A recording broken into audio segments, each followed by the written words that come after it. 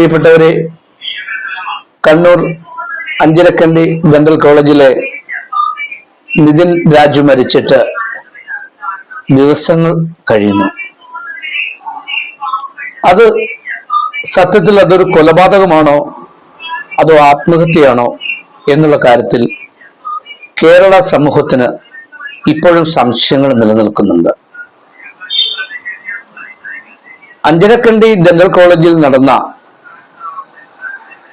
നിതിൻ രാജിനെതിരെ നടന്ന ആ പീഡനത്തിന്റെ സത്യാവസ്ഥ ഇന്ന് വരെ വെളിപ്പെട്ടിട്ടില്ല.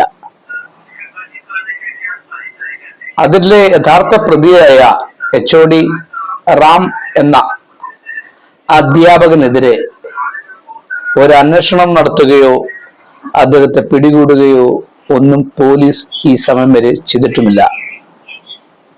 ആ മാതാപിതാക്കള് തന്റെ സ്വന്തം കുഞ്ഞിനെ ഒരു ഡോക്ടറായി കാണുവാനുള്ള ആഗ്രഹം മൂലം പെയിന്റിംഗ് തൊഴിലാളിയായ ആ പിതാവും തൊഴിലുറപ്പിന് പോകുന്ന മാതാവും കൂടെ തങ്ങളുടെ അധ്വാനത്തിന്റെ നല്ലൊരു പങ്കും ആ മകന് വേണ്ടി മാറ്റിവെച്ച് മൂന്നാമത്തെ വട്ടം പ്രാവശ്യം ആണ് നീറ്റ് പരീക്ഷയിൽ ആ കുട്ടി എഴുതുന്നതും ആ കുട്ടി മെഡിക്കൽ അഡ്മിഷൻ കിട്ടുന്നതും. അതിനുശേഷം ജാതി വിവേചനം അതികഠിനമായി നേരിട്ട വർഗപീഡനം, ജാതി പീഡനം, നിറത്തിന്റെ പേരിൽ ഒക്കെ നേരിട്ട പീഡനം, മാനസിക പീഡനം നേരിട്ട ആ കുട്ടിയുടെ ഒരു വലിയ അവസ്ഥ കേരളം നമ്മൾ കണ്ടതാണ്. ആ കുട്ടിയെ ഒന്ന് സഹായിക്കാനോ ആ കുട്ടിയെ ഒരു പോസിറ്റീവ് എനർജി കൊടുത്ത് നിലനിർത്തുവാനോ അവിടെ ആർക്കും കഴിഞ്ഞില്ല. അവിടുത്തെ പ്രധാന അധ്യാപകനായ റാം എന്ന് പറഞ്ഞ കൊലയാളി കുട്ടികളെ വിളിക്കുന്ന പദങ്ങൾ പോലീസിനോടും ആ കോളേജിന്റെ ബന്ധപ്പെട്ട അധികാരികളോടും പരാതി പറഞ്ഞിട്ടുള്ളതാകുന്നു. പുഴുത്ത പട്ടി, പേപ്പട്ടി, കറുത്തവൻ, ജാതിയിൽ താഴ്ന്നവൻ, സ്വന്തം അമ്മയെ അച്ഛനെ അപമാനിക്കുന്നു, ഇങ്ങനെയുള്ള വാക്കുകൾ കൊണ്ട് ആ കുട്ടി എന്ത് മാനസിക പ്രയാസം ഉണ്ടായി കാണും.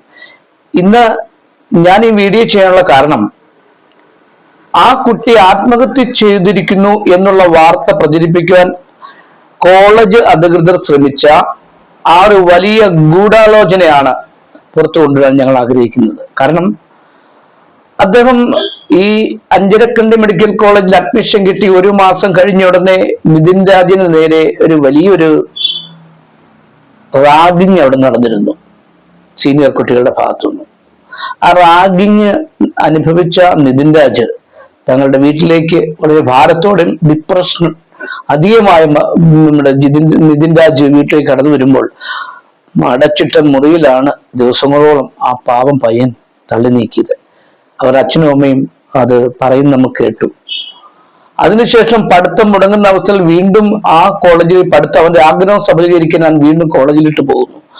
ആ കോളേജിലിട്ട് വീണ്ടും അവൻ പഠിത്തം ആരംഭിക്കുമ്പോൾ കൊലയാളിയായ റാമും മറ്റ് അധ്യാപകരും ചേർന്ന് ജാതിയുടെ പേരിൽ വീണ്ടും വീണ്ടും അവനെ ശാരീരിക പീഡനം, മാനസിക പീഡനം അനുഭവിച്ച ആ വിദ്യാർത്ഥിയുടെ മാനസികാവസ്ഥ നമുക്ക് പറഞ്ഞറിയിക്കാൻ വയ്യ. പ്രിയ മാതാപിതാക്കള് തങ്ങളുടെ കുഞ്ഞുങ്ങളെ മുറിയെ പണിയെടുത്ത് ഉന്നത വിദ്യാഭ്യാസ രംഗത്ത് അവരെ നല്ല നിലയിലാക്കുവാൻ വേണ്ടിയാണല്ലോ കഷ്ടപ്പെടുന്നത്. അങ്ങനെയെങ്കിൽ അങ്ങനെ വളർച്ച നേരിടുന്ന മിടുക്കരായ കുട്ടികളെ മാനസികമായി തകർക്കുന്ന ഇന്നത്തെ സമൂഹത്തിലെ ഇന്നത്തെ അപജയങ്ങള് നമുക്ക് കാണാതിരിക്കാൻ പറ്റില്ല. നമുക്ക് പ്രയാസമുണ്ടാകും. ആ പിതാവ് പറയുന്ന വാക്കുകൾ നമുക്ക് ദൃശ്യമാധ്യമങ്ങളിൽ കേട്ടു. അതിങ്ങനെയാണ് പറയുന്നത്: അവൻ വന്നു കഴിഞ്ഞാൽ പിന്നെ അപ്പനായ എൻ്റെ തോളിൽ കൈവച്ചാണ് അവൻ നടക്കുന്നത്. ഞങ്ങൾ സുഹൃത്തുക്കളെ പോലായിരുന്നു. എന്നിട്ട് അവൻ പറയുമായിരുന്നു, അച്ഛനോടും അമ്മയോടും, അവന്റെ അച്ഛന്റെ വാക്കുകളാണ് ഞാൻ ഈ പറയുന്നത്: അച്ഛ, ഞാൻ ഈ ജോലിയൊക്കെ കിട്ടിക്കഴിഞ്ഞ് UK പോയി നല്ല ജോലിയുടെ അച്ഛനും അമ്മയും അങ്ങോട്ട് കൊണ്ടുപോയി നമ്മൾ രക്ഷപ്പെടും. ഇപ്പോൾ നിലവിലുള്ള വാടക കെട്ടിടത്തിൽ വാടക വീട്ടിൽ ഇരുന്നുകൊണ്ടാണ് ആ പയ്യൻ സ്വപ്നം കണ്ടത്. അങ്ങനെ സ്വപ്നം കണ്ട ഒരു പയ്യൻ ചെറിയൊരു വാദപ്രതിവാദത്തിനിടെ മാനസികമായ വേദന എടുത്ത് പോയി ആത്മഹത്യ ചെയ്യുമെന്ന് പ്രേക്ഷകരെ നിങ്ങൾക്ക് തോന്നുന്നുണ്ടോ? ഉണ്ടോ? ഒരു ഒരു ഒരു 14,000 രൂപയ്ക്ക് വേണ്ടി ഒരു വിദ്യാഭ്യാസത്തിനിടെ കരുത്തുറ്റ മനസ്സുള്ള നിതിൻ രാജ് എന്ന വ്യക്തി ആത്മഹത്യ ചെയ്യുമെന്ന് വിശ്വസിക്കാൻ തക്കണം കേരളം അപ്പുറം തരം താണിട്ടില്ല. അങ്ങനെയെങ്കിൽ നിതിൻ രാജ് അവിടെ കൊല്ലപ്പെട്ടതല്ലേ നമ്മൾ ആലോചിച്ച് കാണേണ്ടതാണ്. നിതിൻ രാജ് കൊല്ലപ്പെട്ടതാണ് നമ്മൾ ഇപ്പോഴും അടിയുറച്ച് വിശ്വസിക്കുന്നു. കാരണം അദ്ദേഹത്തിന്റെ CCTV ദൃശ്യങ്ങൾ ഒരു കാരണവശാലും പോലീസ് പുറത്തുവിട്ടിട്ടില്ല. കാര്യം പ്രിൻസിപ്പളിന്റെ റൂമിൽ നടന്ന ആ ദൃശ്യങ്ങള് മീഡിയ പുറത്തുവിടുമ്പോൾ തന്നെ അവിടെ ഒരു അജ്ഞാതമായ സത്യം നിലനിൽക്കുന്നു. കാരണം അന്ന് ആ മുറിയിൽ ഈ റാം ഇല്ലായിരുന്നു, ബാക്കിയുള്ള അധ്യാപകർ മാത്രമേ ഉള്ളായിരുന്നുള്ളൂ. ആ ദൃശ്യങ്ങളിൽ കാണുന്ന പോലെ അവിടെ എന്താണ് അവർ സംസാരിക്കുന്നത് പൂർണ്ണ രൂപം നമുക്ക് കയ്യിൽ കിട്ടിയിട്ടില്ല, കേരളത്തിന് കിട്ടിയിട്ടില്ല. അങ്ങനെയെങ്കിൽ ആ സമയത്ത് റാം എവിടെ എന്നൊരു ചോദ്യമുണ്ട്. അപ്പോൾ തന്നെ വീണ്ടും സംഭവിക്കുന്നത് ആ ഇറങ്ങിപ്പോകുന്ന നിതിൻ രാജ് 1:35 ആകുമ്പോൾ ഇറങ്ങിപ്പോകുന്നു. നിതിൻ രാജ് ഇറങ്ങിപ്പോകുന്നു. അതിനുശേഷം മിനിറ്റുകൾക്ക് ശേഷം അദ്ദേഹം ആളൊഴിഞ്ഞ ഒരു ബിൽഡിങ്ങിന്റെ മുകളിൽ നിന്ന് വീണു മരിച്ചു എന്നാണ് അദ്ദേഹത്തിന്റെ സഹോദരി മീഡിയയ്ക്ക് കൊടുത്ത കാര്യങ്ങളിൽ നമുക്ക് വ്യക്തമാകുന്നത്. അങ്ങനെയെങ്കിൽ ആളൊഴിഞ്ഞ കെട്ടിടത്തേക്ക് ഒരാൾ വെറുതെ പോവുക, മാനസിക വ്യഥ. അങ്ങനെയെങ്കിൽ കരുത്തനായ നിതിൻ രാജിന് ഉള്ളിൽ നല്ല പഠിക്കാനുള്ള ബലവും ആത്മവിശ്വാസമുള്ള, അച്ഛനമ്മമാരെ ഇഷ്ടപ്പെടുന്ന, ഭാവിയെ കുറിച്ച് ആഗ്രഹിക്കുന്ന, അല്ലെങ്കിൽ ഒന്ന് രക്ഷപ്പെടണമെന്ന് ആഗ്രഹിക്കുന്ന, മനസ്സിൽ കരുത്തുമായിട്ട് ഒരു പ്രതിജ്ഞ എടുത്തുകൊണ്ട് കഷ്ടപ്പെടുന്ന ഒരു കുട്ടിക്ക് മരിക്കുവാനുള്ള മാനസികാവസ്ഥ അല്ലായിരുന്നു എങ്കിൽ എങ്ങനെ ആ ബിൽഡിങ്ങിൽ ആളൊഴിഞ്ഞ ബിൽഡിങ്ങിൽ നിതിൻ രാജ് പോയി എന്നുള്ള വലിയ സത്യം വീണ്ടും അവശേഷിക്കുകയാണ്. തന്നെയല്ല, നിതിൻ രാജ് എന്ന് പറഞ്ഞ ആ കുട്ടി ആ പ്രിൻസിപ്പളിന്റെ റൂമിൽ നിന്ന് ഇറങ്ങി വരുമ്പോൾ ആ ബാക്കിയുള്ള വരാന്തകളുണ്ട്, അപ്സ്റ്റെയറുകളുണ്ട്, മറ്റ് പല സ്ഥലങ്ങളിലും നമുക്കറിയാം CCTV കാണും. വലിയ സ്വാശ്രയ മെഡിക്കൽ കോളേജ് ഉൾപ്പെടെയുള്ള വലിയ സംരംഭങ്ങളിൽ CCTV എല്ലാ മേഖലകളിലും ഉണ്ട്. പോയിന്റ് ആയിട്ട് CCTV ഉണ്ട്. അങ്ങനെയെങ്കിൽ ഈ പ്രിൻസിപ്പളിന്റെ റൂമിലെ CCTV മാത്രം നമുക്ക് എന്തിനു പോലീസ് തന്നു, അല്ലെങ്കിൽ ദൃശ്യമാധ്യമങ്ങൾക്ക് കൊടുത്തു? അങ്ങനെയെങ്കിൽ ഈ നിതിൻ രാജ് പിന്നെ കടന്നുപോയ സ്ഥലങ്ങളിലെ CCTV ദൃശ്യങ്ങൾ എന്തുകൊണ്ട് പോലീസ് പുറത്തു കൊണ്ടുവരുവാൻ മടിക്കുന്നു എന്നൊരു ചോദ്യം ഈ സമയത്ത് ഞാൻ ചോദിക്കുകയാണ്. എന്റെ ചോദ്യം തന്നെയല്ല, കേരള സമൂഹത്തിന്റെ ഒരു ചോദ്യമാണ്. പിന്നോക്ക ജാതി വിഭാഗത്തിൽപ്പെട്ടവെന്ന് ആക്ഷേപിക്കുമ്പോഴും കഷ്ടപ്പെടുന്നവനെ കരിവാരിത്തേക്കുവാൻ ആഗ്രഹിക്കുന്ന സമൂഹത്തിൽ നിന്നുകൊണ്ട് നിതിൻ രാജിനെ പോലുള്ള പാവപ്പെട്ട കുട്ടികളെ തകർക്കുവാൻ, മാനസികമായി തകർക്കുവാൻ, ശാരീരികമായി ബുദ്ധിമുട്ടുവാൻ ഈ റാമിനെ പോലുള്ള കള്ള ചെന്നായ്ക്കൾ നടത്തുന്ന ഈ കൊലപാതകങ്ങളെ വെളിച്ചത്ത് കൊണ്ടുവരുവാൻ എന്തുകൊണ്ട് പോലീസ് മടിക്കുന്നു എന്നൊരു ചോദ്യം നമുക്ക് ഈ സമയത്ത് ആവർത്തി ചോദിക്കേണ്ടതായി വരും. അങ്ങനെയെങ്കിൽ നിതിൻ രാജ് ആ ബിൽഡിങ്ങിന്റെ 3ാം നിലയിൽ നിന്ന് ചാടി ഇട്ടുണ്ടെങ്കിൽ എന്തുകൊണ്ട് അദ്ദേഹം അവിടുന്ന് അദ്ദേഹത്തിന് യാതൊരു പരിക്കുകളും ഇല്ലെന്നാണ് അദ്ദേഹത്തിന്റെ പിതാവ് ദൃശ്യമാധ്യമങ്ങളിലൂടെ പറഞ്ഞത്.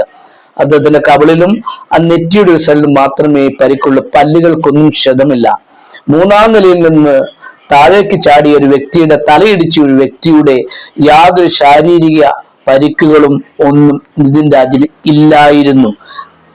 അങ്ങനെയെങ്കിൽ ആ ഒരു വലിയ 3ാം നിലയിൽ നിന്ന് കല്ലിന്റെ മണ്ടയിലോട്ട് ഹോളോബ്രിക്സിന്റെയോ ഏതോ കല്ലിക്കെട്ടിന്റെ മണ്ടയിലോട്ട് വീണ നിതിൻ രാജിന് പരിക്കില്ലെങ്കിൽ ആ ആളൊഴിഞ്ഞ വീട്ടിൽ നിന്ന്, ആളൊഴിഞ്ഞ ബിൽഡിങ്ങിന്റെ മുകളിൽ നിന്ന് ചാടുവാനുള്ള സാഹചര്യം എന്താണ് അവിടെ ഉണ്ടായതെന്ന് നമുക്ക് ചിന്തിക്കാമല്ലോ. അങ്ങനെയെങ്കിൽ അദ്ദേഹത്തിന്റെ സിസ്റ്റർ പറയുന്നുണ്ട്, ചാനലുകാരി പറഞ്ഞൊരു കാര്യമുണ്ട്, അവിടേക്ക് അന്ന് പോകേണ്ട യാതൊരു സാഹചര്യവും അന്നില്ലായിരുന്നു. വേണമെങ്കിൽ ആത്മഹത്യ ചെയ്യുന്ന മനസ്സുണ്ടെങ്കിൽ തന്നെ അങ്ങനെ ആളൊഴിഞ്ഞ ഒരു ബിൽഡിങ്ങിന്റെ മുകളിലേക്ക് ഓടിക്കയറേണ്ട ആവശ്യമില്ലായിരുന്നു നിതിൻ രാജിന്. അങ്ങനെയെങ്കിൽ അദ്ദേഹം ഔട്ട്സൈഡ് വെളിപ്രദേശത്തുള്ള ഒരു തുറസായ സ്ഥലമാണെങ്കിലും അവിടെ ഒന്ന് CCTV ദൃശ്യങ്ങൾ കൊടുക്കുവാൻ പോലീസ് മടിക്കുന്നു, കോളേജ് മടിക്കുന്നു. കേരള സമൂഹമേ, ഇതിന്റെ യഥാർത്ഥ കൊലയാളിയെ വെളിയിൽ കൊണ്ടുവരണമെന്നാണ് ഞങ്ങൾക്ക് പറയുവാനുള്ളത്. ഇപ്പൊ സമരങ്ങളൊക്കെ തുടങ്ങി, ഹർത്താലുകൾ ഒരെണ്ണം കഴിഞ്ഞു, നല്ല രീതിയിൽ പ്രതിഷേധമുണ്ടായിരുന്നു. ഇപ്പോൾ ആർക്കും പ്രതിഷേധങ്ങളോ അതെല്ലാം കെട്ടടങ്ങുന്നു. നമ്മുടെ കേരളത്തിൽ ഇലക്ഷൻ വന്നു, പുതിയ വാർത്തകളുടെ മണ്ടയിൽ പുതിയ വാർത്തകൾ വന്നുകൊണ്ടിരിക്കുന്നു. ആ സമയത്ത് പ്രതിഷേധങ്ങളുടെ വലിയൊരു തീജ്വാല കെട്ട് അണഞ്ഞുപോയോ എന്ന് സംശയിക്കുകയാണ് നമ്മൾ. അങ്ങനെയെങ്കിൽ നിതിൻ രാജിന്റെ പരിക്കില്ലാതെ, മൂന്നാം നിലയിൽ നിന്ന് വീണ് നിതിൻ രാജിന്റെ ശരീരത്തിൽ പരിക്കില്ലെങ്കിൽ ഈ CCTV ദൃശ്യങ്ങൾ കൈമാറുവാൻ കോളേജ് അധികൃതർ മടിക്കുന്നുവെങ്കിൽ, ഈ കൃത്യസമയത്ത് 1:35 ശേഷം അദ്ദേഹം വീണിട്ട് ഹോസ്പിറ്റലിൽ ചെന്നിട്ട് സ്വന്തം വീട്ടുകാരെ ഫോണിൽ വിളിക്കുന്നതിന് പകരം ഇൻസ്റ്റഗ്രാം കോള് വഴിയാണ് ബന്ധപ്പെടാൻ ശ്രമിച്ചത്. ഇപ്പോൾ ഒരാളെ വിളിക്കണമെന്നുണ്ടെങ്കിൽ കോളേജ് അധികൃതരുടെ കയ്യിൽ അവരുടെ പേരൻസിന്റെ നമ്പറുണ്ട്, അദ്ദേഹത്തിന്റെ പ്രിയപ്പെട്ട ഏതൊക്കെ കൂട്ടുകാരുണ്ട്, ഏതൊക്കെ സംവിധാനങ്ങളിലൂടെ അവർക്ക് അറിയിക്കാമായിരുന്നു. 3-4 മണിക്കൂറോളം ആ മരണത്തെ കാത്തുകിടന്നു ആ പയ്യൻ. അവൻ മരിക്കണമെന്ന് ആരോ ആഗ്രഹിച്ചതുപോലെ നമുക്കും തോന്നുന്നു.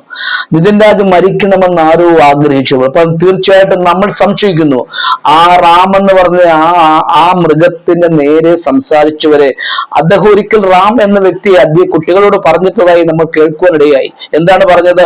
ഞാൻ ഒരാളെ കൊന്നിട്ടുണ്ട്. കേരള സമൂഹത്തിൽ ഇരുന്നു കൊണ്ട് ഒരു ക്രിമിനൽ പറയുകയാണ്, ഞാൻ ഒരാളെ കൊന്നിട്ടുണ്ട്.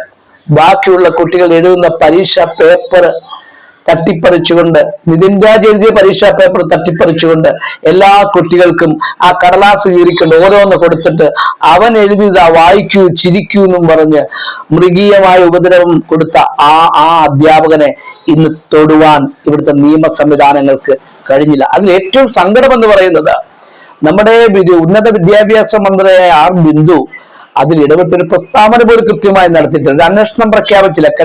കഠിനമായിരിക്കുന്ന യാതൊരു സംവിധാനങ്ങളും ഒരു നടപടികളും അവിടെ ചെയ്തില്ല എന്നൊരു സങ്കടകരമായ കാര്യം കൂടെ പറയുന്നത്. അതുകൊണ്ട് നിതിൻ രാജിന്റെ മരണത്തിന് കാരണക്കാരെ അറസ്റ്റ് ചെയ്യുവാനുള്ള, അല്ലെ അതിനുവേണ്ടിയുള്ള കൃത്യമായ തെളിവിലേക്ക് പോകുവാനുള്ള പോലീസിന്റെ നിസ്സംഗത ഇനി വരുന്ന സർക്കാരെങ്കിലും കൃത്യമായിട്ട് നടപടിയിലേക്ക് പോകണം എന്ന് മാത്രമാണ് ഒരു പൊതുപ്രവർത്തകൻ എന്ന രീതിയിൽ, അല്ലെങ്കിൽ ഒരു മക്കളെ സ്നേഹിക്കുന്ന അച്ഛൻ എന്ന രീതിയിൽ ഞങ്ങൾക്കും എനിക്കും പറയുവാനുള്ളത്.